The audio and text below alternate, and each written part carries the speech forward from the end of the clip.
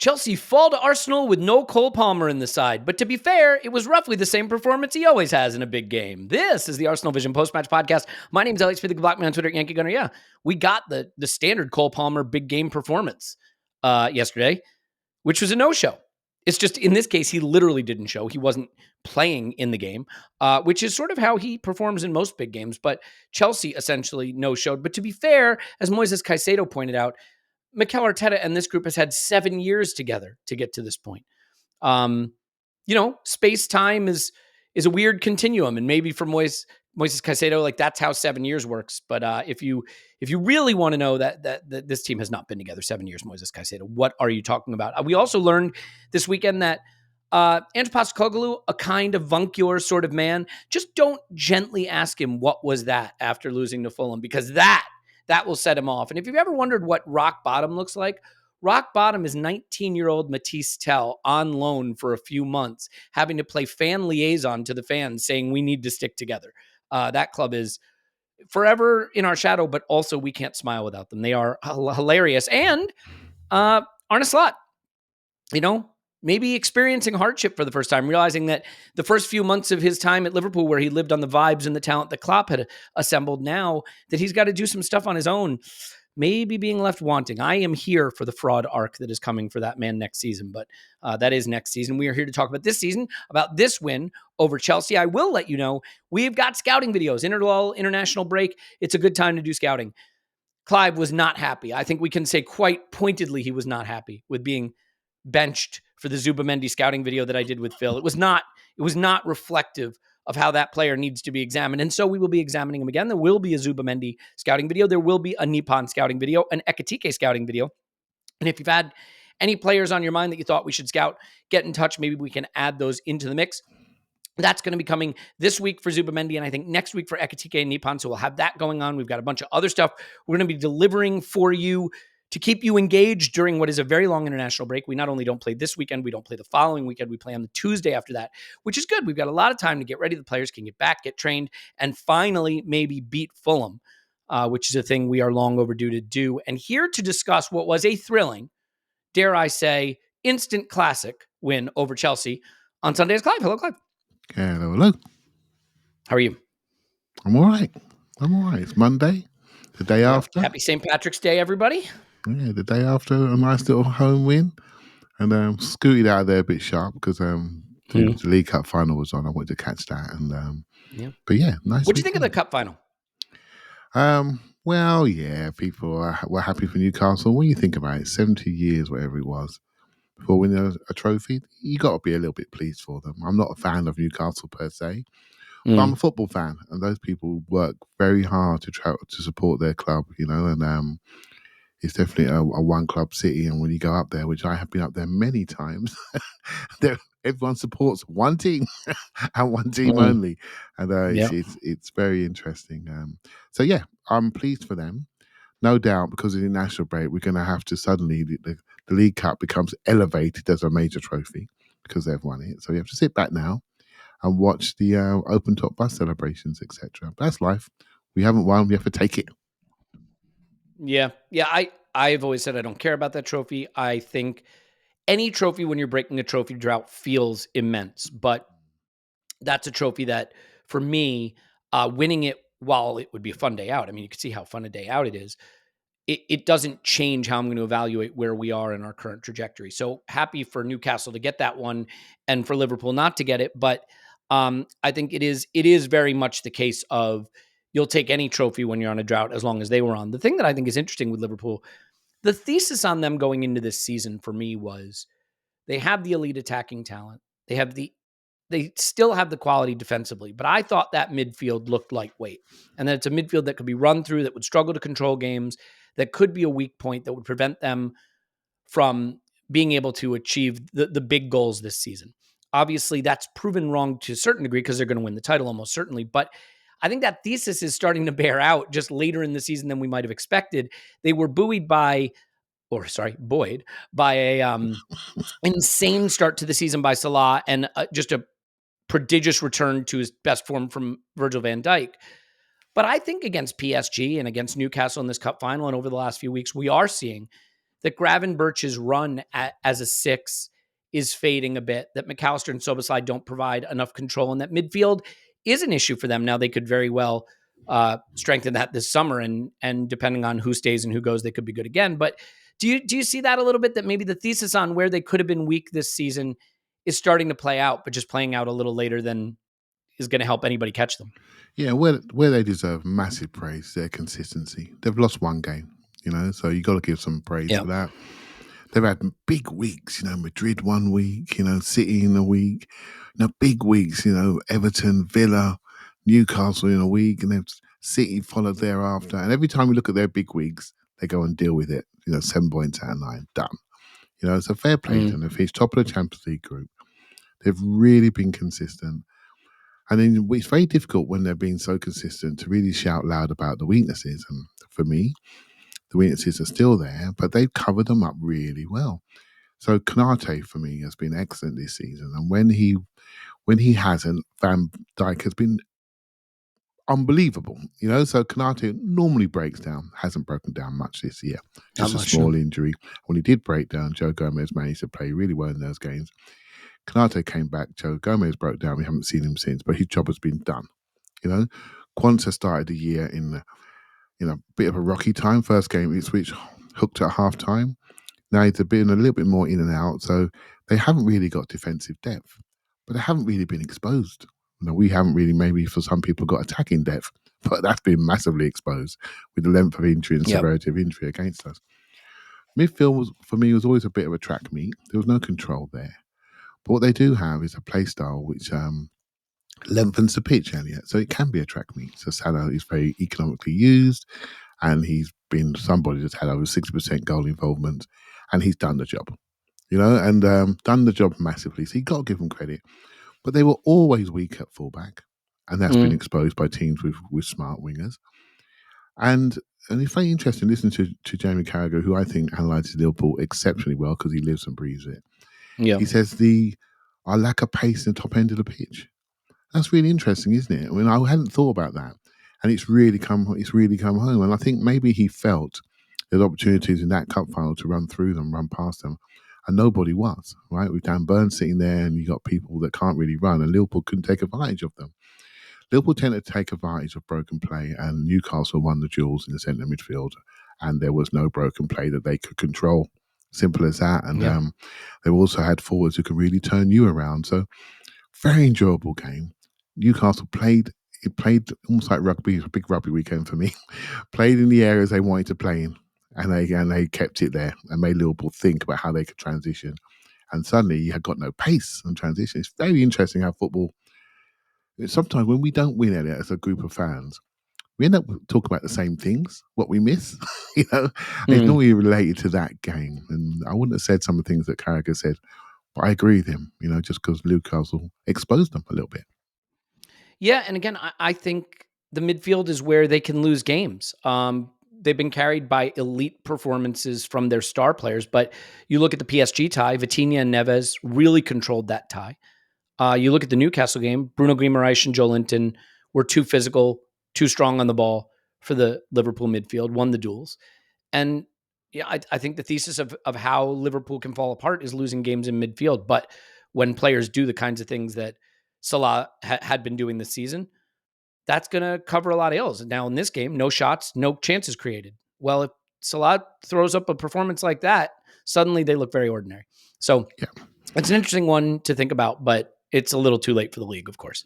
Yeah, they're fatiguing in midfield, aren't they? So Szoboszlai and McAllister, you can always tell they're taking time to get off the floor after duels. That tells you they're tired. We just couldn't stay close enough, I'm afraid, to take advantage of it, which is a real shame. Yeah, real shame. Well, we did enough to beat Chelsea, and that is what we primarily want to focus on. I think it's an interesting one. The first place to start is just quickly with the fact that Ethan didn't start this game. We felt pretty confident that Merino might not start it because he went 90 in midweek in a game that had no jeopardy. And so the presumption was maybe we'd see an Ethan, Leo, and Martinelli front three. We did not. We saw Merino stay in the team. And when Harry drop out, Miles Lewis-Skelly come in at left back. Surprise over that? Not really. Because I don't think it's about personnel. It's about how we play, and it's just very simple. It's just very simple. We like a focal point in our team, and when we play, we have these ideas of, sort of Leo playing false nine. Well, mate, that's not working. It's not working without a focal point. And when it did work, Saka would play, and Saka is almost like your focal point centre forward from the right hand side. So we have no focal point. No one can hold it there. So the Leo false nine thing, I don't think it's going to happen again in the short term. Interesting. Ethan is young, and we have to look after his body. He's still developing, right? So the rumours of fatigue is why he hasn't played, right? So personally, I've got a theory about that, but let's come on to that a bit later. And basically, Martinelli first start, I think he's I think he looks sharp, but he's playing in his wrong position, right? So yeah, I feel I was okay with it, Elliot, because I'm one of the people that actually appreciate Merino for what he's doing for the team massively, actually. And I wonder where our season would be if we didn't find this solution. I really do, because other people weren't informed to step up and didn't do the jobs we expect them to do in those situations, or they were injured. And we had this emergency situation, and I think it's won us points that we may not have got unless we found this solution. So I think we need to be thinking about that differently about what he's actually doing for us. Yeah, I think Ethan will play a ton this international break for the U21s as well. So, maybe that's in Mikel's mind as well, that if he had to go 70, 80, or even 90 minutes against Chelsea and then right into an international break where he's playing full 90s, maybe there was some thought of protecting him from overplaying in that respect. Good call. So I did want to ask you just about the Emirates a bit. I think the Madrid tie is going to be the focus, of course, until it's completed, and rightfully so. There is a sense that we're just sort of playing out the string now in the league, which is crazy with this many games left, but I think it's also a fair feeling. Although this is a game that mattered in the sense that had we lost it, Chelsea would be breathing down our necks, as would Forest. Yeah, City drawing was actually a really good result for us, but there would have very much been a sense that falling out of the top 5 was within the realm of possibility because of the City draw, because of beating Chelsea. I think that's probably gone now. I feel pretty confident that given that the teams behind us don't look like they are juggernauts, and given where we are distance-wise, it feels very comfortable. But there was some jeopardy in that respect. Watching from home, it felt like the Emirates was a bit flat, but that can often just be a case of how the microphones are tuned and not really having a sense of it. What did you pick up as the atmosphere and how you think these league games are going to feel with very little riding on them between now and the end of the season? Well, if you compare it to, say, Man City at home, which was the coup de grace, shall we say, it wasn't as exciting as that one. And it was just okay. And to be honest, Chelsea being as poor as they were in the first phase didn't really help, because we're looking down and we're just thinking, mate, they're rubbish. Can we just beat them already? Can we? And so yeah, it didn't really help. I think there's a few things going on at the ground at the moment. I've got to be honest, ticket pricing is an issue, Elliot, for these particularly Category A games. They're very expensive, right? And when you're going for something, you pay anything, wouldn't you, to be there? Yeah. When you're not quite, then people make decisions based on finances, really. It costs money. It's not everyone can do it, right? So I totally understand it. My boy made a decision. He said, I can't do it. I can't do this one. And he's got to make that decision because he wants to go to Madrid, right? So that's what decision that he's made.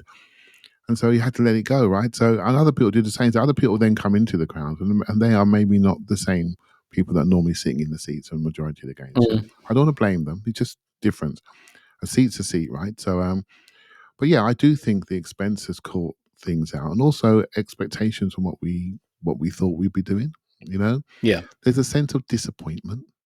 In whether you agree with it or not, I'm just going to give you the feeling from my gut of my stomach. There's a sense of disappointment that we didn't try harder, and because I don't think Liverpool are that great. I didn't think City were that great last season, but they were great enough to beat us by 2 points.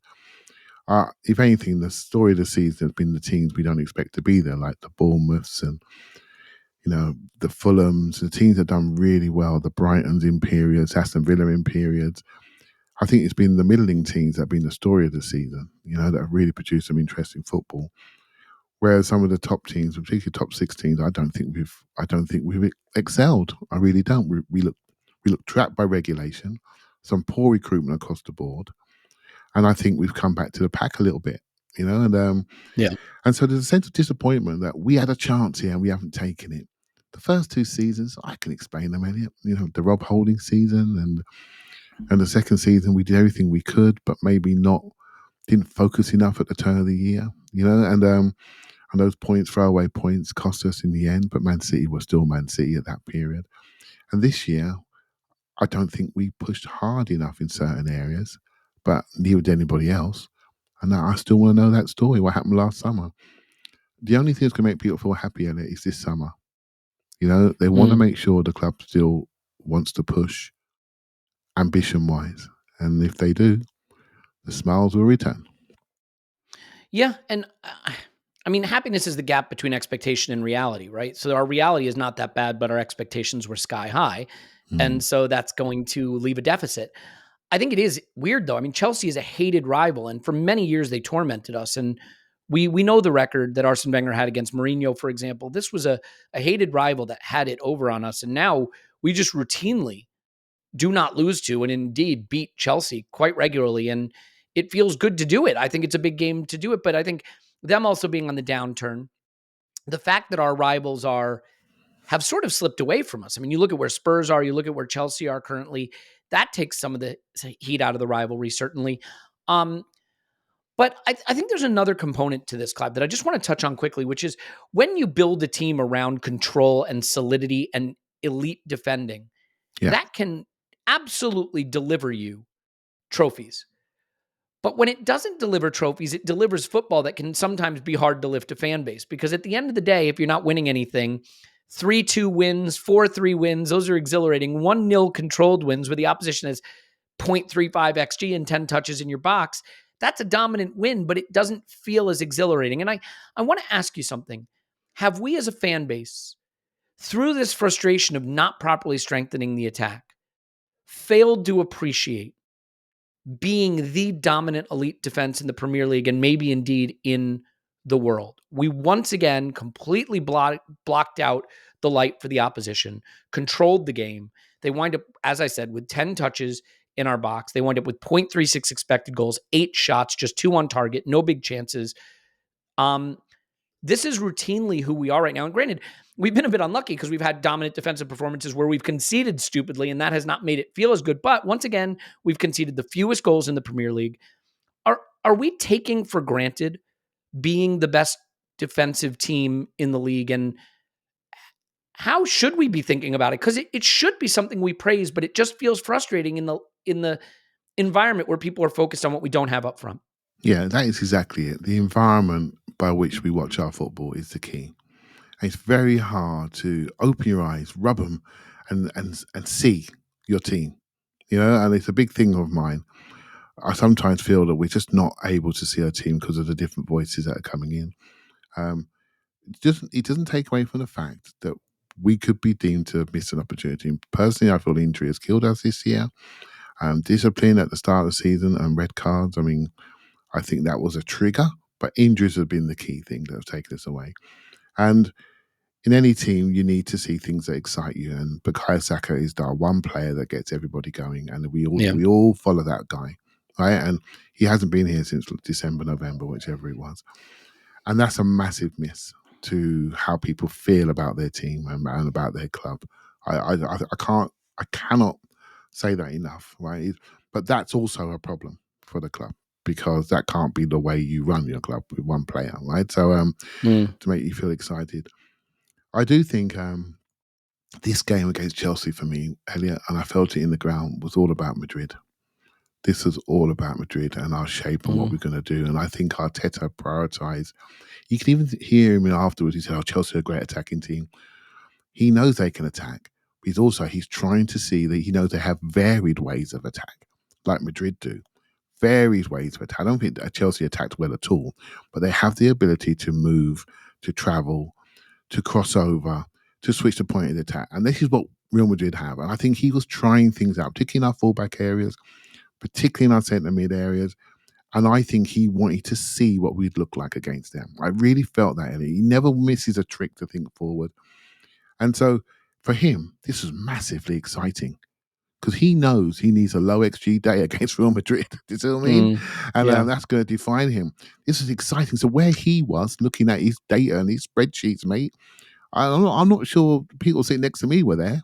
They're thinking, can we get No. a second goal, please? Because I'm flipping worried. These lot are crap. And 2 goals will make me a lot happier, thank you very much. You know, and we deserve to beat them by 2 or 3. You know, so yeah, I think the manager and the coaching staff are in a different place to where the watching fan are for this game, shall we say. I think it's a huge moment for them to try out some defensive solutions to make sure that we were sharp in the outside of our pitch, particularly our fullbacks. I thought were both superb. You know, I think look at Real Madrid. If we don't have 2 fullbacks look after those areas, mate, we're in trouble. Right? So how we cover those wide areas is very important. Yeah, and I just think this is who we are right now. And what I mean by that is we're still a team that can dominate territory and possession at times, that can win the duels in midfield, that can handle the 1v1s on the edges with really good fullbacks, both of whom I thought were excellent in this game. We've got center backs that can dominate their situations defensively and distribute well, a goalkeeper who not only obviously is comfortable with the ball at his feet, but can make the key save when it's necessary, although in this game nearly had an embarrassing moment. But we lack the top-end talent at the other end to make all our good play pay off. We lack the elite attacking talent to convert territorial dominance, pressing success, right? Good PPDA numbers, good high turnovers. We lack the top-end talent to convert that into goals. And so I think in a way, the frustration that good play isn't converting into goals is leading people to not appreciate just how good our shape and our defending and our pressing and our organization is. And if you listen to some of the stuff that's been in the media lately, Peter Bosch, who is the manager of PSV, talked about how even when they felt they played well against us, they'd win the ball back and suddenly you blink and Arsenal are back in their shape and there are no openings. Yeah. And they're so impressed by that. Ola Aina, the defender for Forest, was interviewed on a podcast talking about Arsenal's the hardest team in the league to play against with all the movement. And, you know, it's like 40 chess trying to track where all the players are. And it's the most stressful 90 minutes. You hear these outside voices talking about how good we are, but to convert that into the stuff that matters, the ball going in the back of the net, you still need marquee players whose name are on the marquee. Real Madrid were going to stride into the Emirates with Kylian Mbappe and Vinicius Jr. and Jude Bellingham, right? And, you know, our marquee player, of course, is Bukayo Saka, but with him out, Martinelli, Leo Trossard, and Mikel Merino up front, you're not hanging those names on the marquee at the moment. And that is the frustration. And so, Clive, I think it leads to the question of where the end product is going to come from and how we convert this dominance into goals. And that leaves people looking at the one player left in the team that I think you would put on the marquee from an attacking standpoint, and that's Martin Odegaard. And Martin Odegaard right now is not, either through a lack of the partnerships with the players that are available around him or through a lack of his own form, delivering in the final third in the way that we would traditionally associate with him. And I think it's tough because in this game, I think he did a lot of good things in terms of pressing, facilitation, dropping deep to link play. But it's clear that he's not in his best form. And I'm wondering how you're analyzing his game right now as he seems to be searching for that quality when it's time to take the shot or play the final ball. It's just not right there for him right now. Yeah, a lot there, Elliot. I'm not sure how far I should go back. So I can stay with Odegaard if you want to. But I have to say, okay, I'll stay with Odegaard. But I can't help but say our shooting quality is poor. Right? It's just as poor. Other than Mikel Merino. He makes the best contact of anyone. Our shooting quality is poor. It really is. And it's not good enough. You know, and if you look at things from even 2 years ago, if you look at Odegaard, Trossard, Martinelli, all 3 of them have taken a backward step when it comes to the last action, right? And then you take out the fact that our Havertz and Saka are not in the building, and Jesus, who was never a sure thing. You take those 3 out, and then you add the fact that those 3 are dropped. It's surprising we're scoring any goals at all. Hence my appreciation for Mikel Merino. you know, because while these guys are carrying suitcases behind them as they're moving around the box, he's managing to find the net. And then that was not in his job description, you know. So Odegaard, for me, this game was an interesting one because I thought he did okay in the first phase of the game. Really did okay. And they were trying to kill him, mate. You know, they were trying to kill him. He nicked it past, I think it's in Kunku with some trick. I don't know what he did. The ball come back to him like it's on a piece of string. And after that, Caicedo wanted to break his legs. And they were after him, and he was popping it around them. And I thought, fair play to you, mate. I'd have gone to the manager. I've got a dodgy hamstring. Caicedo's he's not nice, right? He's quite destructive and a player that needs to be managed by referees. They're happy to book people who are kicking the ball away, but don't see when someone's literally trying to hurt people, right? So I thought he did fine those games in the first part of the game. As the game went on, I felt he faded. So what does that tell you? Because Martin Odegaard is normally up there in number 1, number 2 in kilometres covered. What does that tell you? That tells you, mate, that maybe he's not training to the same level because he's probably managing something. If he's starting to fade in games, which has been consistent now, this is not something you could hold against him historically. Maybe what we don't know is what he's managing. We cannot sit here and say that he looks the same physically. I worry when he's taking corners, he's going to get to the near post. You know, seriously. So he's missing something in his training, his ability. Something's not there. This isn't somebody that's chucked it in. He's just not there, Elliot. You know, and you know, his ball striking has dipped. We can all see that. We've got some memories of great goals. Do you think they're coming? Do you think he's scoring those goals now? No chance. If there was a shot he took in this game, he had the one shot, and it's from a good position. Clive, to me, it feels almost like he's concentrating on get it on frame, make clean contact on frame. Like he's not picking corners. He's not putting power behind it. He's hitting it. He's passing it back to goalkeepers when he's shooting right now, you know? Yeah, he's not at his best. And so you have to think about why is that? It's only two reasons why. Have you lost something psychologically or have you lost something physically? Because his talent is still there. Because he showed it to me in the first 40 minutes of the game. So the talent is still there. Your application, your ability to apply the final things. I do think his passing timing is just so unlike him. People on the left, people on the right, he always goes the right way every single time. It's not even a debate. He always sees the right way, right weight, everything. And he's just pushing the ball out to corner flags and things like that. What's going on? He's not himself. His form's not right, and I don't think his fitness is right. That's the truth for me. I don't think he looks right physically in any which way or form. But by the way, this happens, right? This happens. Is how you manage through it. I'm afraid his takeout player is 17 at the moment, and we have to protect him because we've lost somebody else in that area of the pitch. I did hear last week that Odegaard, White, and Saka played together 2 or 3 times this season, and he hasn't even got to think when they're playing. Yeah, you know, it's just all there. That's our strength. We attack 6% down the right hand side, and the right hand side is not the same as it always has been. We are mixing and matching in those areas. Good players are not the same as what he's used to, and that little bit of cohesion is lost. The timing is lost. The ability to read minds is just not there. They just knew everything about what each other needed at that particular moment.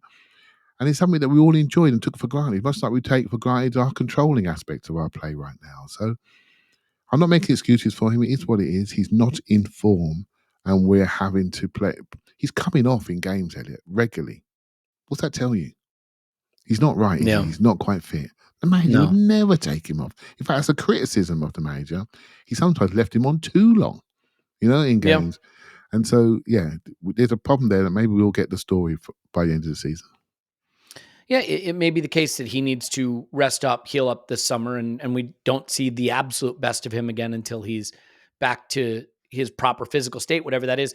You're right, by the way. I think the shooting is an issue. We just had too many good positions where the shots were not good. Leo was particularly wasteful with a couple of good positions. Martinelli had a really good opportunity from the right channel that he just well wide of the target, blazed it into Rosed. I think Martinelli had a pretty good game, actually, in some respects, had the cross for the good Merino shot, but just players not making the contact that they need to make in those moments where there's a chance to maybe get a deflection, maybe have the keeper parry it back into danger and just missing the target wide.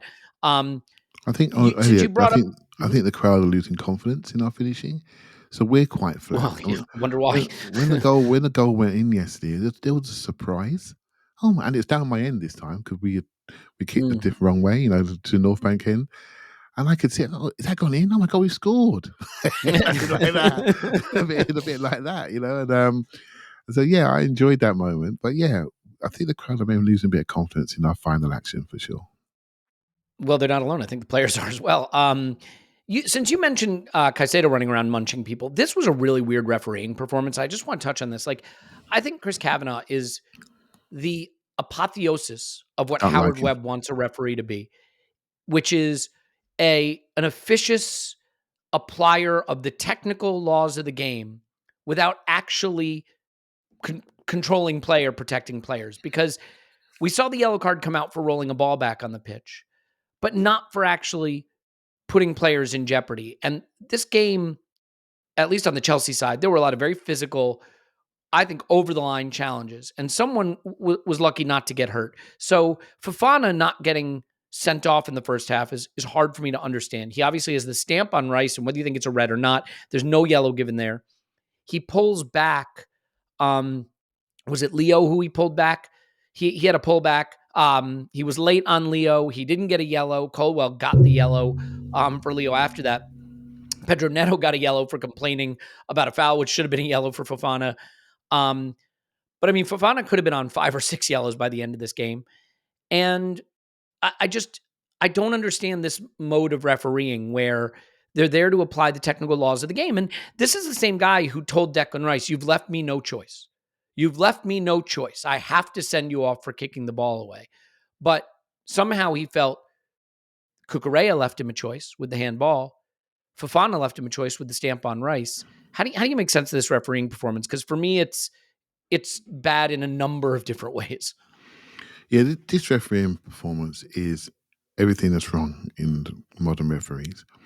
A referee's role, in my humble opinion, is to manage the game, manage the temperature of the game, and look after player safety and apply the laws of the game appropriately to the environment that you're in. Right, so you can see quite quickly that Chelsea had come to rattle us, probably get us to react to something to maybe get us down to 10 men, etc. Chris Kavanagh's not a favourite of mine. It's not a name I knew a year ago.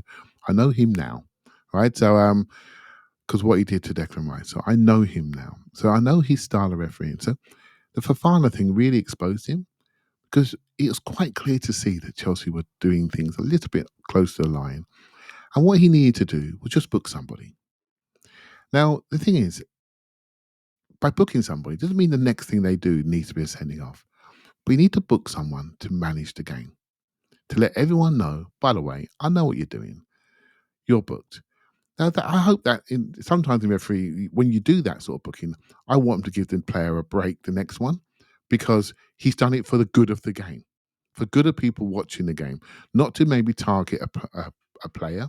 You've got to rein this back, otherwise people are going to lose their kneecaps, right? So he should have booked him early. It was quite clear. The Declan Rice thing was really clear to me. And that's from my fading eyesight. Really clear. And he didn't do anything. Didn't even speak to him, Elliot. He spent a lot of time speaking to Rice, So that was a difficult decision for him because you have to make a decision on physical contact and the severity of it and the intent of it. That is very subjective. It's much easier to book someone for a technicality that your referee and assessor will be watching in the stands when someone throws the ball away because that's a directive. Oh, I can do that. I haven't got to think about that. Do you see what I mean? I could just do it. And he Fofana got done for flicking the ball away with his hand, not for the violence he ensued, throughout the whole of the game. I think he had 4 or 5 fouls in the game. They were serious fouls, Elliot. 4 or 5 tap ankle fouls. I'm not interested. But that's, you know me, I'm all for keeping people on the pitch. You know that. I am always, but this is the exact reason for not. When you are stamping around on people, that is out of order. He should have been given a last warning, so he had to be substituted a lot earlier. That's what should have happened. So we now know how referees roll. We know they care more. Well, our referees care more about the technical side of things than the actual interpretation of physical contact. They're worried about that. And maybe let's balance this out. Mike Oliver should have given a yellow for Miles. He went heavy on it. Maybe read it. For me, I didn't like it. And he's gone straight red. Bang. And that's a big thing to do, right? I'm not saying Fafana should have been straight redded, but have a card. Let them know the message. But you can see what can happen when you get the physical contact wrong. It can really reverberate. So now the referees are afraid, in my opinion, to make those decisions. It's much easier to hide behind a technical law. Well, given that perspective, isn't the technical law that that's a handball on Cucurella? Yeah, I didn't see that clearly at my end again, but I did see the film afterwards and thinking, crikey, that looks a little bit like, wow, isn't that what the rules for? I mean, I'm still not over Saliba, the headed one at Brighton. I mean, you can find a way to give that, but you can't give things that are in the rules of the game for a long time, right? So, but hey, look, I don't want to get too hot up on these things because it's been a bad year for referees, if you ask me. I don't think many teams would be happy with them. Watching some of the European games last week, watching Liverpool PSG game, I thought the referee was absolutely outstanding. Fantastic. Yep, I agree. We watched one of the best games of the season, and that referee allowed it to happen. It's just that should be held up to our referees. Say, look, you can make decisions. You can say, nah, I'm not interested in VAR. That's not happening. You can own a game properly if you want to. But the environment here is not great. This is where referees make a rod for their own back too, because I'm probably in the camp where I'd like to see fewer penalties and red cards given, not at the expense of the safety of players, of course, but I'm more okay with penalties not being given and red cards not being given than being given too much or too easily. I'm with you. But we've seen so many given this season for what seemed just like minor infractions. Then when you have a game like this where everything is let go, it feels so out of step and inconsistent. And that's the issue is, I think both as fans and players, when you step onto the pitch as a player, all you want to know is, I have an understanding of how referees ref a game in the Premier League, and I need to play within that framework of the rules. And this was a game that stood out for me as being refereed very differently from a referee who had previously been very officious with us in a prior situation. And that quote from Kavanaugh, "You've left me no choice, Declan," that rings in your ears when you watch how this game was refereed. I mean, look, it is what it is. It's not the biggest talking point, but it's just a reminder that the quality of the refereeing and the consistency of the refereeing has been poor this season. I do think that we should recognize the really excellent play from our fullbacks in this game. Clive, for me, they were the standout performers, both Miles and Timber. Really excellent performers. Timber, I think, just showed that he is not a player who's going to be beat 1v1. He's very, very confident and comfortable defending on an island, out on the wings, which is rare these days because those wingers are tricky and they will get past a lot of players. Miles is so strong in the challenge. He's early and strong to take the ball off the opposition, and he shows so much personality to carry it up the pitch. The two of them were excellent in this game. It would have been Timber who created the handball on Cucurella if that had been given. I think that they really stood out for me in this game, and I think in the absence of elite performances from our wingers, our fullbacks are really showing how important they are. Yeah, we've got loads of fullbacks. They've got to go because if they get tired, we can take them off and replace them. Right, yeah. So they've got to go hard. Just taking one by one. I think Timber's been we saw him in LA, didn't we? And I said to you, he's playing this season. Yeah. Go, who for? I said, I don't care. Doesn't matter. Mm-hmm. He's playing. We can work it out later. He's come back determined. He lost a year, and he's just been magnificent. He's got such punch. He's got such presence, Elliot. I always say, I call them car park players, right? Okay, we've won the game, and they're waiting for us in the car park. Who's with me? And I feel he'd be one of those that'd be with me. You know what I mean? And he is literally very strong, very fearsome. I feel like he can take most people in those one-on-ones. Because he's got light feet, he can go from side to side. And when he goes through people, he really does go through. He's just big enough to do the back post, just big enough. But not everything's about back post, So So yeah, I liked his game, and also again with our lack of attackers, he's really stepped into that side of things. He's broken open games for us in Europe and the Premier League, been involved in first goal, first chances. So he's taken on his defensive role, but he's stepped up into the attacking part of the pitch as well, and really been outstanding. As much of our defenders have been this season attacking wise. And Miles, he needed this game. I spoke to someone that knows him very well yesterday, and I said that's his best game for us. And he said, I agree. And he said, basically, because I think he just did this game no drama. His side was locked down, mate. No drama. They went over him long a couple of times. He just jogged back in, saying, all right, what you could do now? And when they tried to diagonal on him, he's winning it in the air. And when he had to knock it quickly and sharp and retain it and circulate, he did it really well. The pace of pass got so much better than when he first came into the team. He's a bit of a youth player, roll it nice and gently. Now, fizz it in, mate. Fizz it in, they'll look after it. And so his internal pass and sort of into outside pass is really, really good. And then when he's not sure, he said, you know what, there's space to run through. I'm going to run through that as well. I'm going to get a foul in the edge of the area for you as well. I thought that's his best game. It was like the England call-up, I just said, it's been that validation. I've been very much 50-50, him and Calafiori, but I think that's going to be fine going forward. And it didn't bother me which one I played, but I thought Miles took a real step in this game to say, you know what, Rodrigo, Bernabeu, I'm your man. And I don't think any of us can argue, are we? I'm your man. This is where we need to be for this game. It's not going to be a game in the air. It's going to be a game of nimble players that can win their one-on-ones and take it back the other way. So I did feel this game was very much about Madrid in mind, in my opinion. So yeah, fantastic game by him.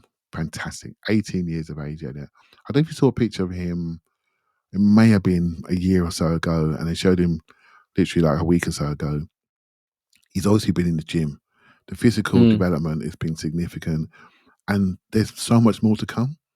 So this is not the final version of what he's going to be. You know, hopefully that can be done where it goes well. You're never sure where your physical ceiling is going to be. But if it goes well, we're going to have something very special in our hands.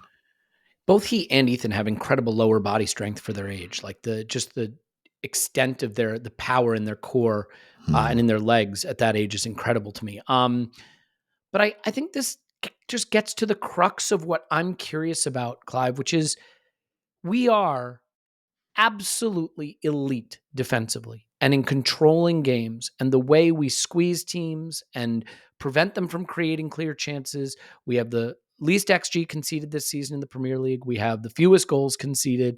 You know, again, this is a Chelsea team that, whatever you think of them, actually statistically, they've been very good from an attacking standpoint. They're second in the league in XG behind only Liverpool. You know, they are a team, and I realize they're missing players, but 0.35 XG, 2 shots on target, no big chances, 10 touches in our box. You know, they barely laid a glove on us. And what I thought was really interesting too is you kind of expected that moment where they'd really come at us. They had maybe a 10, 15 minute period end of the first where they had possession, but never created anything with it. By and large, they were just never able to get ahead of steam on us. How far do you think elite defending can take a team? Can we be a title winner, a Champions League winner? Can we be a dominant team in this era, hanging our hat on controlling games and being elite defensively? Because I just really think the frustration about attacking, I know I've said this pod already, has caused us all to overlook the degree to which we've become an incredibly controlling, defensively sound team, because that's just not as fun. How far can an elite defense carry this Arsenal team? Yeah, I think defensive coaching is becoming quite similar right now. Teams are doing the 5-3-2 thing or the 4-4-2 block thing. They're making people play outside their shape. They're doubling up on wide men, and they're getting after people. They're crushing the middle with 3 big centre backs if they can, and then basically they're trying to get 5 in the line to try to stop 5 attackers. So we're seeing a sense of, I call it globalization of coaching. So we are seeing a lot of games that look the same, right? So for me, it's not just your defensive ability. I think it's your ability to turn defense to attack. That's key, and that's where I think we are. That's our frustration. Now, I think we have got some very good attackers. For example, in this game, Chelsea missed Nicholas Jackson and Cole Palmer. Nicholas Jackson is a stretcher. Cole Palmer sits in behind, does all these things, gets shots off, and looks very nice in an armchair. The armchair disappeared. He's disappeared. Right? Simple as that. Right? We haven't got Havertz and Saka. Havertz is people don't always like him, but he plays 3 different roles in the same game. He stretches. He plays 9. He drops in at 8. He sometimes defends the front post off corners. I mean, he's an all-round player and very tactically important for us. And Saka's a golden child. Would have been a top scorer and top creator in our team this season, and we've lost him. We still look decent with our 2 attacking talisman out the team, right? So we look like we knew what we were doing, and that's down to the coaching. Watching Chelsea actually was quite an eye-opener for me, Elliot. Watching this game with 2 Pep Guardiola disciples on the sideline, you could say to yourself, is this football I really like? Is this football I really want to see? I felt Chelsea were the worst version of this style of football. I mean, they were literally going forward and then they turned away from good positions and good areas with good space to come back out again. Yeah, they're getting worse. They're worse. I'll tell you now, I sat in the 5-0 and I'll tell you, Elliot, I could see Chelsea coming. I went, oh my God, they're going to be really good. Mm-hmm. You know, really good. When they get it together, they're going to be really good. I don't feel that now. Not at all. I don't think they're going the right direction at all. Their fans were singing attack, attack, attack, attack, attack. We could hear it from the other end. Mm-hmm. They were so tentative going forward areas. The only player that was a threat was Cucurella, and he was doing that from left back. They did the old elbow back 4 thing with Cucurella pushing on high, and he was their danger. So we shut that down late on in the game. And so there was a decision there's a discussion to be had about this style of football. I felt Arsenal were far more progressive and rotational in their movement. They weren't just playing to shape. And I thought because we've now got experience, so we're lacking forwards. I think we're finding solutions that will look better when our forwards come back and we add to them. Declan Rice was really penetrative, as was Miles and Timber, and maybe things that we were lazy on when everyone was there. Do you know what I mean? We're trying to find things. So, yeah, I really feel that this is a discussion to have about Maresca versus Arteta and what this really is. And I think Arteta's miles ahead of him as a coach, miles ahead of him shape-wise, miles ahead with his attacking intent. But I will say to you now, we had 4 attackers, 2 out of position and 2 in position. And the 2 in position didn't really do the job for us when it really mattered, to take advantage of the open spaces that were there. That should have been a different game. It should be more reflective of the gap, and it wasn't.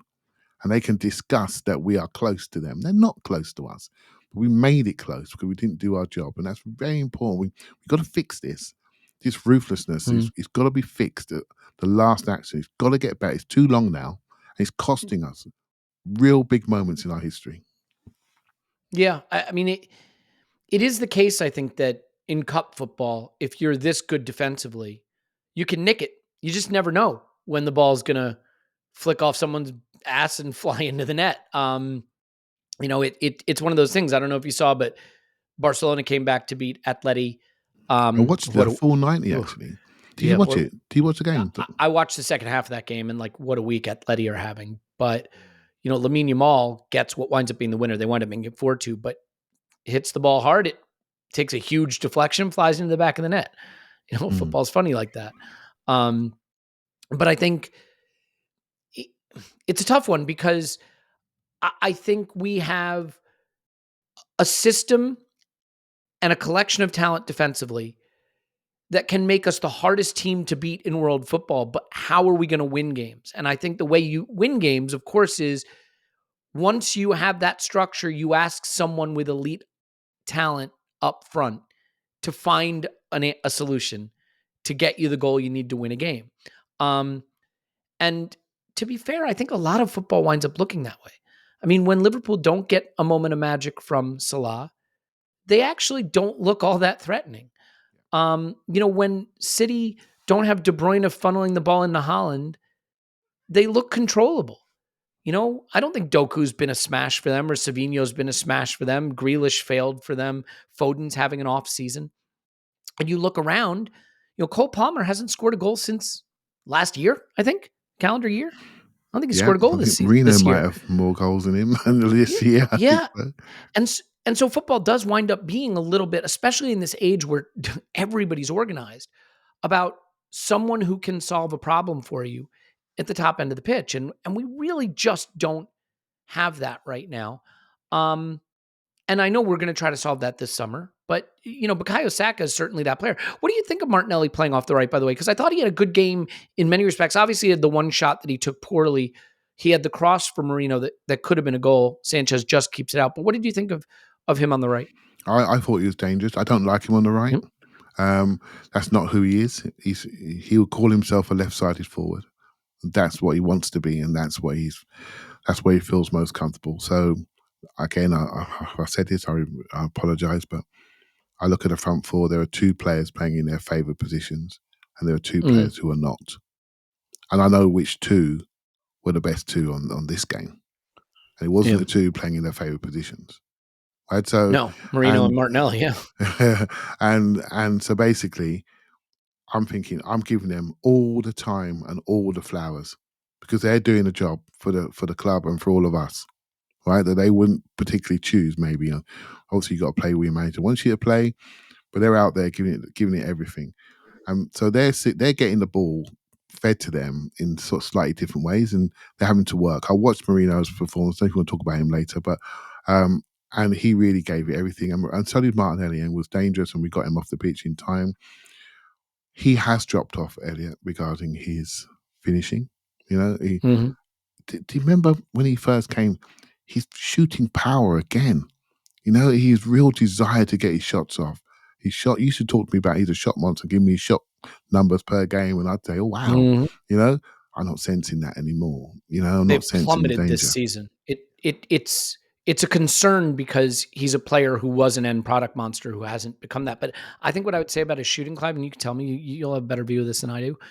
I think it's not that the power isn't there. It's that he used to make such clean contact. His shots were well placed, well struck. Now it feels like he's slashing at things more. Like his shooting technique has become wilder, less composed, more backlift, wilder slashes at the ball, Yes, football's such a psychological game, right? When he first came in, we thought he'd be with the under-23s. He fixed that in the first training session. Suddenly he's with the first team, and he's scoring goals. Now to think about it, get a second contract on big money, and he's having to think more about his overall game, his positional play, etc., which I think he does brilliantly well. I think it was a reason why he played on the right-hand side this game, because Chelsea attack heavy on their left. He does that job. He can be trusted to really work hard for team. And I really like him. The issue for me is that where we're going, I'm not sure he's a 50 game a season player anymore, or we should be happy with that. We should be thinking, okay, if he's a Gakpo for us, who sometimes plays and Diaz plays, that's all right, isn't it? Other teams have it, and but we've had Martinelli, Saka, Havertz, or Martinelli, Jesus, sort of Saka, and they play every game until they get injured, and Trossard sometimes comes on. That's the issue, really. So it's up to us to find the depth so we can see the best of him, because he's an energy player, and when he has no energy, he can make bad football decisions. He just came back from a bit of an injury, so I thought he was really, really good in this game. I don't want to see him on the right hand side. Yeah, that's not for me. It just isn't. That's not who he is.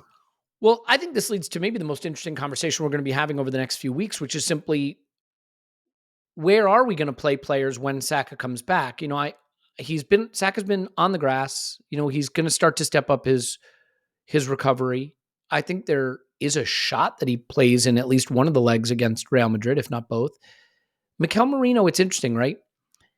You may not notice him as much. He may not totally know exactly where to be all the time at center forward, but again, 2 shots in this game. One is a perfectly skimmed header that gets the goal, and the other is a sensational volley that nearly takes Sanchez's hands off to get to the back of the net. And when you compare that with the shooting that Trossard showed in this game, that Odegaard showed in this game, that Martinelli showed in this game, let's not just hand wave someone who makes good, clean contact towards the back of the net every time the ball falls to them in the box.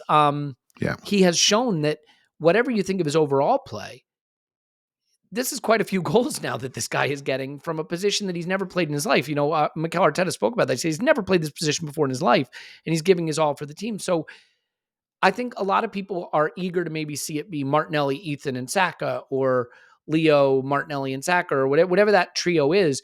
Do you suspect that Mikel Merino will continue to be our center forward the balance of the season, or when Saka comes back, are there going to be some other things that we try? We may try other things, Elliot, but I can only say what I see, and what I saw, because normally the game is at the clock end in the first half, and I don't get to see some of the attacking movements when we're really on top. This game I could, and I watched him, and I watched him press. I watched him work, and it's clear to me he's not a sprinter per se, but mate, he's getting fitter, he's getting stronger, he's covering a lot of ground, and he's working exceptionally hard. He's secure on the ball. I think he had 8 aerial duels in this game. That means we are playing to him, right? That means we need him. So you can go over, around, or through a press. Arsenal Football Club need the ability to go over the press. Who's going to provide it? Is Trossard going to provide it? Is Ethan going to provide it? No, come on. So just think about what we do. We play into wide areas. We build up around blocks. So when we build up around blocks, we look up. What's going to happen when we look up and what we're going to have in the middle? We need a presence in the middle of the pitch. This is who we are. You may not like it, but this is what we do. We build up in pods on the outside.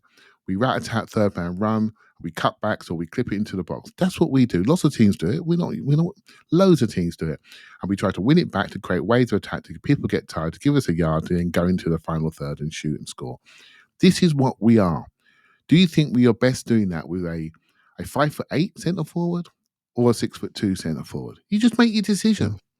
He's not in. Sometimes he drops back in midfield and makes tackles, much like our other centre forward did. And we attack as a unit and we defend as a unit. And so I don't care anymore. I just know that Arsenal need that guy. If you don't like Mikel Arteta's play style, that's a different discussion. But since the January 2024, I felt better with a taller forward. Right. So, and he's the closest we have right now. That is not his fault. When he signed his contract, he was not thinking, we're going to play you maybe one of the 8s. You might have a bit of time at 6. We're going to build you up into the season. And at no point in his signing conversation, they were saying you're going to play centre forward for 3 months. Do you see what I mean? That was not there. So I'm a huge supporter of what he's doing for us.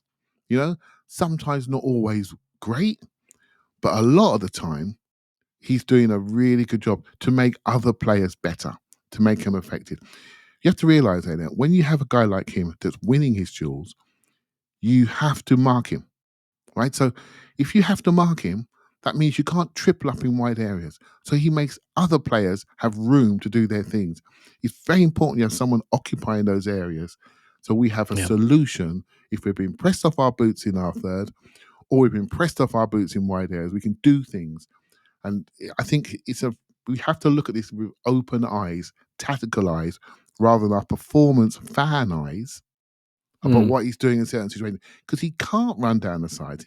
He did the interview after the game. He says, I can't run 35 kilometres and go down the sides. And you know what? I listened to a Miles interview after the game, and he spoke about Merino, and he said he's processing so much new information, and he processes it so well. You know what that told me? He's got the respect of his teammates. This is really important. And so, yeah, I'm a big supporter of him this season. More of a centre forward. I'm a supporter of him more as a forward than I am as a midfielder, strangely enough, because I know he's doing a job for the team. That. He's doing a job for the team. Yeah, I mean, he's doing a critical job for the team right now and doing the one thing that position has to do, which is get goals. Whereas in midfield, I think there are a lot of things that I might critique.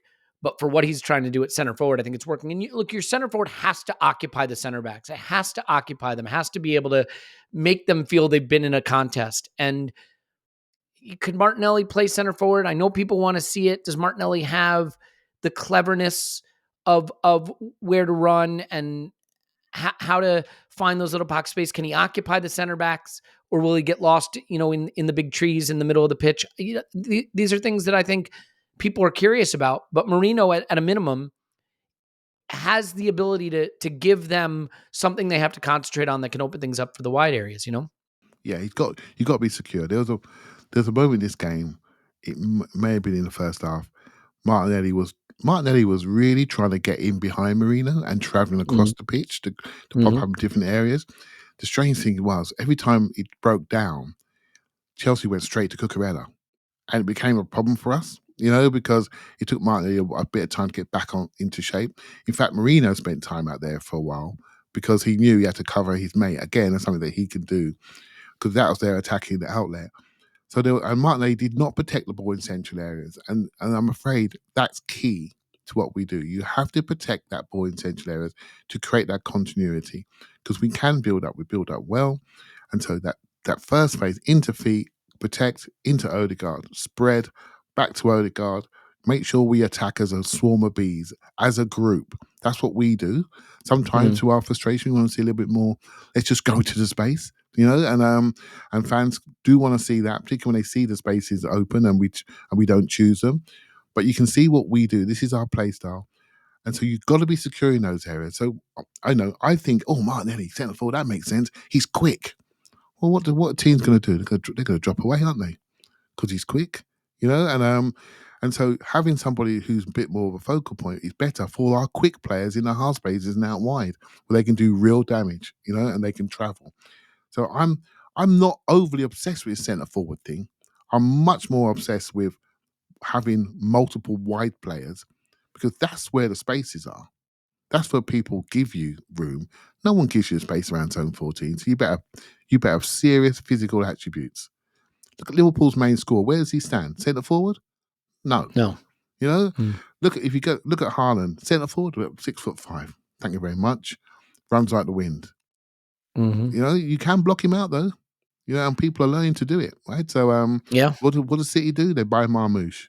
Sharp forward who can buzz around him into the half spaces. That's where the joy is, mate. That's where the joy is.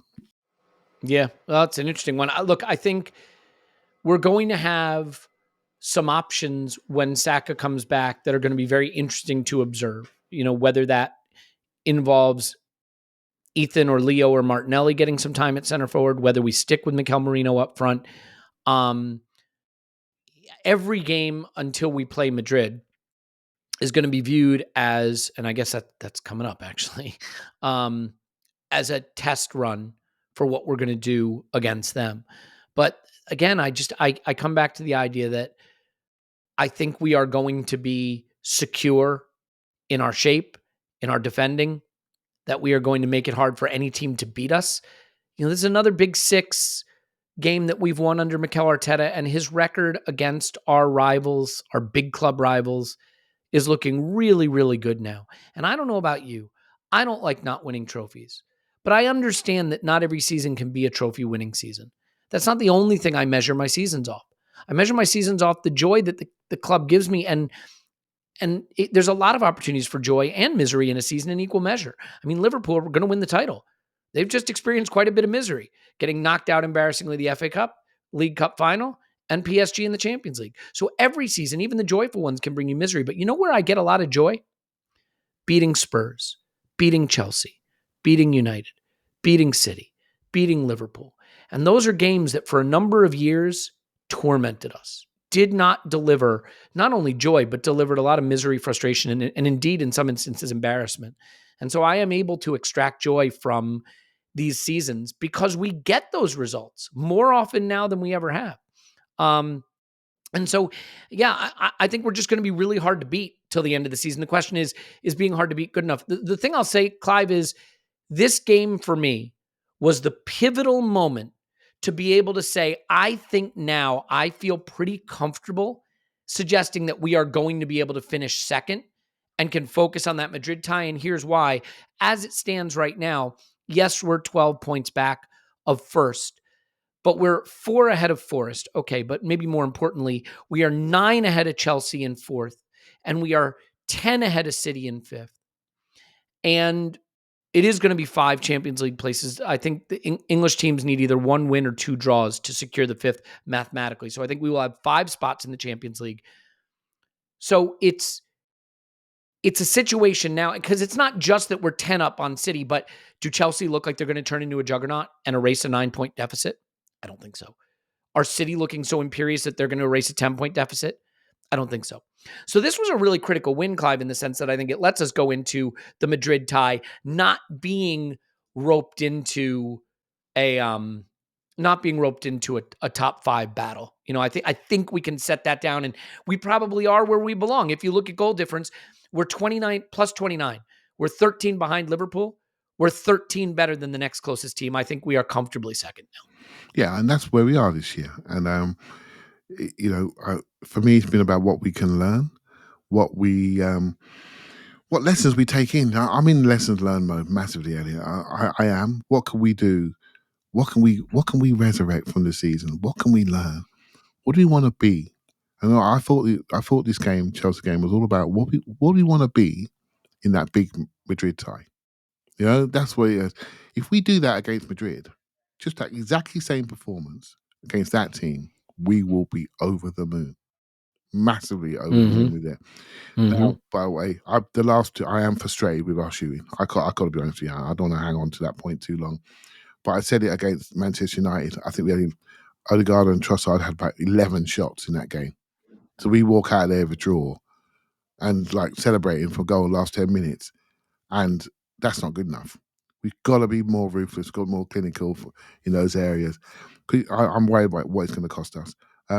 But this is who we are right now. And the pizzazz and the sparkle and the ingenuity isn't present. But maybe it was never enough anyway. And if we had to learn that lesson, then we've learnt it, haven't we? We've learnt it the hard way. In fact, the injury's been so severe has allowed us to say, you know what, we can't let this happen again. If we'd have just got through, scraped through, did really well, maybe we won't have invested in the same way. We need to see where we've gone wrong, see what the season has presented us, and we need to act on it. And I'm sure we will, right? Because there are too many careers invested in the club, in what we're doing. And so you have to respect those careers, right? So you have to build, evolve, and go forward. Yeah, well said. Couple final thoughts here. First of all, I don't know if you saw, did you see Jurgen Timber telling Enzo Maresca try harder when they had that sort of awkward hint? It looks a bit strange, didn't it? I just saw a little clip of him. I don't know how it started, but Timber's not for messing, mate. A little bit fun. Yeah, a little bit of fun there. The game winds up sort of petering out. Chelsea gave nothing. We get the win. I think it's a good one. Obviously, again, we're not going to get too many pulses racing, but I think the way we play, it's just going to come down to whether we can find a goal, because the rest of it works itself out. So now we get to the internationals. Now, I want to just touch on internationals and maybe some summer plans super quick before we get out of here. Just on the international side, Miles Lewis-Skelly, full England call-up. Ethan Nwaneri stays with the U21s. I think that's probably just about right decision for both of those. Any thoughts on those two decisions? Yeah, and if Lewis Hall would have been fit, I think Miles would have been under 21s as well. And I do think, it's not just about football anymore, is it? Miles has been exposed to a lot in the press since he burst on the scene, shall we say? And that's just why I loved this game against Chelsea, because it was just decent, quiet, solid, really progressive, no drama anywhere near him. No one fancied his side at all, and so that's a major plus. Pleased for him. And they asked Arteta, how do you think he'll cope in that environment? Do you think he's got the personality or something like that? He just smiled and said, yeah, he'll be all right. Yeah. I think he'll be fine. I think he'll have a meeting. He'll have the morning out of his hands in no time at all. He's a serious dude, right? When it comes down to it, it's ball on grass, man on man. Let's see what you got. If you can handle Morgan Rogers, I don't think there's much more you need to worry about in the league. Seriously, he's just got to keep learning and developing and growing, have more situations, just understand the game a little bit more. The only thing that's stopping him is time. Literally, it's just time. We just need more time to do what he needs to do. And Ethan's a star, Elliot. But just because him and Miles came up together doesn't mean that they need to walk in each other's footsteps exactly. Ethan's a scorer, man. He wants to shoot. He wants to score, and he's developing physically. I think there's been rumours of fatigue, and because he's just learning about this, his body's learning about this, and he may be a touch behind physically. He ain't far behind, is he? No, he ain't far behind. No. And he could be growing right now, and he's got pains, and that's probably what happens. Have my son go through this myself. I know exactly what happened. And you need to, when people's bodies are changing and moving, that's when you need to sit them. Don't Yeah. overplay him for those periods. That's when injuries come up. So he's with the experts. I look forward to seeing what they look like when they come back for preseason. That's for sure. I'll be curious to see how he does at U21 level too, because I feel like having played in the Champions League, having played in the Premier League, having started against men, that level's probably going to feel pretty easy to him right now. So I'm curious to see, how he performs at that level. I mean, that's a very strong England U21 I've team. just took the That words he's out in. of my mouth. I mean, Yeah. crikey. I mean, Adam Wharton's Yeah. in there. I mean, I won't mind him in our team. I mean, he's a fantastic player, No, potentially. he may be a £100 million move this summer. We'll see. So, Yeah. I do wonder, Clive, I feel like the next 2.5 months are a chance for some players at Arsenal to change the mind of the club about what they might want to do this summer. And what I mean by that is, can Gabriel Martinelli, remind Mikel Arteta, hey, I can be your first choice wide forward off the left. Can Leo say, I'm worth a renewal rather than a sale, or as I hear there's Saudi money potentially to chase there. And, is that going to happen? I think it's an opportunity for Ethan certainly to enforce his role, though he's not going anywhere. He's obviously going to have a big role next season. I do wonder if the summer plans are going to be influenced at all by just how some of these players perform down the stretch. I'm wondering how you think about that. I mean, is Leo playing for maybe a contract offer? Is Martinelli playing to get to solidify or cement a possibility to be the primary guy off the left? Do the players still have something to prove to Mikel to influence the plans that we have for the summer? There's chat out there that we may need to lose a notable player this year. What Mm. does that mean, notable? It could be Who would that that could be be? anything, right? So and so with my head, and I think Trossard potentially could be the one that moves.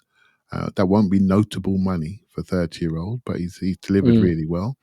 It's just the sort of thing you should be doing, not because he's done anything wrong. I don't think he's as ruthless as he was a year and a half ago or a year or so ago.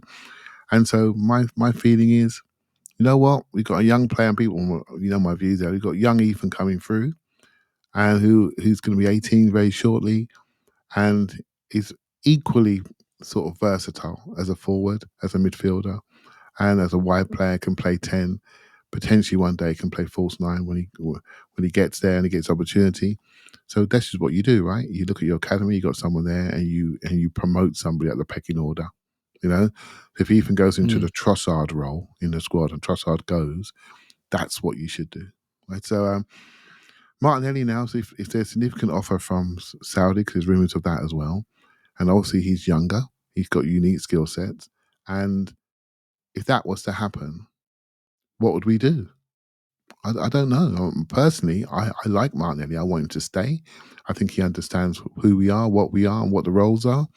I think he's obviously a little bit shot shy at the moment, not quite as ruthless, but I don't think his talent's disappeared. So we just have to work with him, right? So yeah, that's what I want to see happen. We need to evolve the squad. We need to be brave. 2 or 3 attackers this year for me, if we lose one for sure. And we need to be brave in these areas and really add to the group. I think people are getting used to what we look like. They're getting used to our players in defensive areas and in midfield. We're going to change up in midfield, I think, this season. But in offensively, I think we've become very sort of Odegaard, Saka centric. And without Saka being there and Odegaard having the dip, we don't look as fearsome. And so we need to have some diversity there, shall we say, like a bit more symmetry there. And we all know this, don't we? We've all spoken about our left side, what we're doing, etc. Let's just do it. Let's just do it. Let's not stop talking about it anymore. Let's just go and do it. It's time, right? Because careers will be defined by the end of next season. Yeah. And winning the League Cup ain't gonna cut it. No. So let's go and do our work to make sure that we match expectations, which I don't feel are unreasonable now. What we saw 2 years ago was what a surprise. What we saw last year was really, really good, unfortunate. This year, we've taken a step to the side.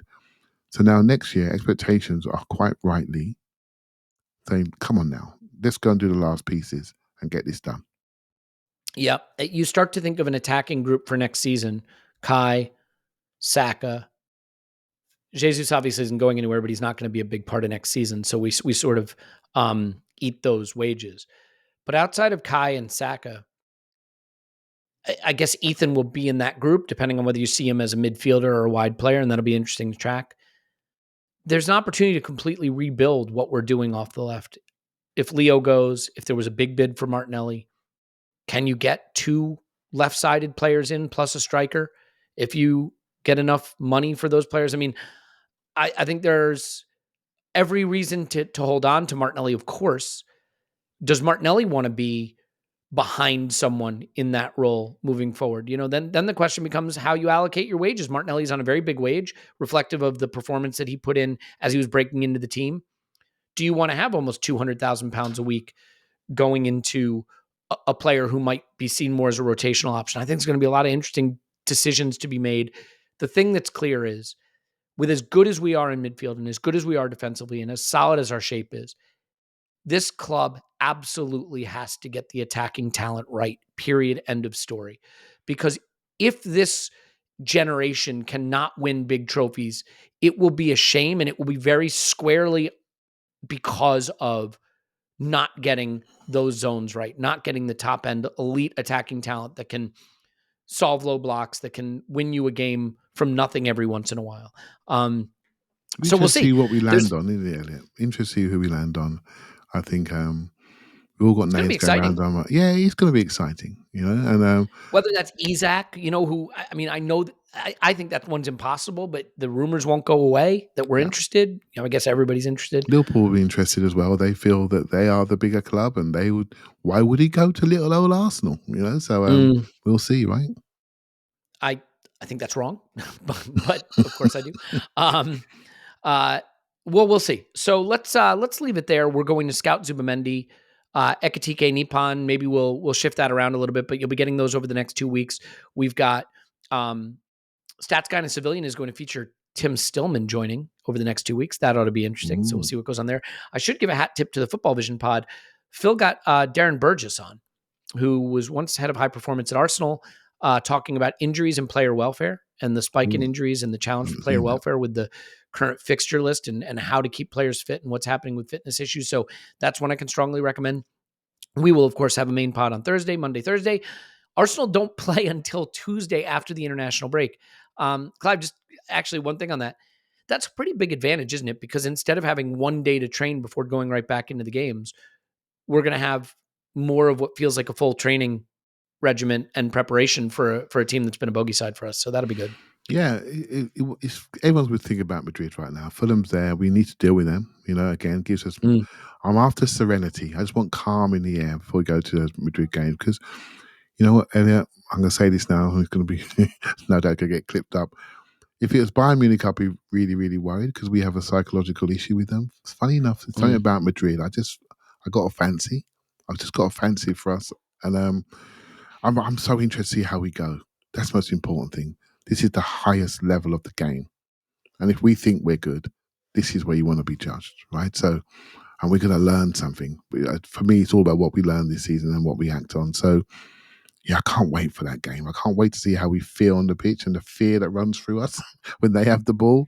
It's what it's all about. And watching the Chelsea game, there was not that fear. There was not that edge because I felt we were better. We just didn't quite show it. The good thing for me was going to the games with all the people that I know and meet and talk to. That's by far the best experience of the week for me. It's brilliant. Even when it's a bit flat, it's still brilliant. And now hopefully we're going to get a really edgy game and to go with all the good Arsenal people that are around.